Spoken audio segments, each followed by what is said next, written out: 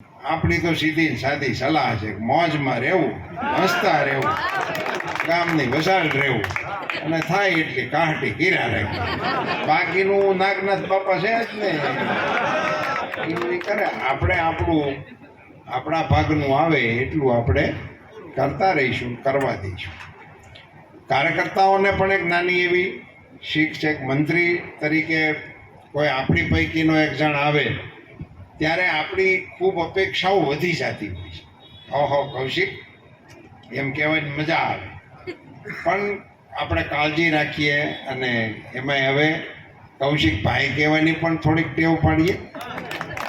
એમાં એ નાના નથી જવાના, આપણે કહી શકીએ આમ લાડથી કહેવાય, એમાં કંઈ વાંધો નથી. પ્રેમથી તુકારામાં એક ભાવ પણ હોય છે, પણ સૌજન્યશીલતાની દૃષ્ટિએ આપણા કહેવાને કારણે સમાજની અંદર એ ઠીક નથી લાગતું, એની આપણે સૌએ કાળજી રાખવી જોઈએ. બીજું, કામકાજમાં પણ આપણે ધ્યાન રાખવું જોઈએ. કેવા પ્રકારના કામ માટે આગ્રહ કરવો.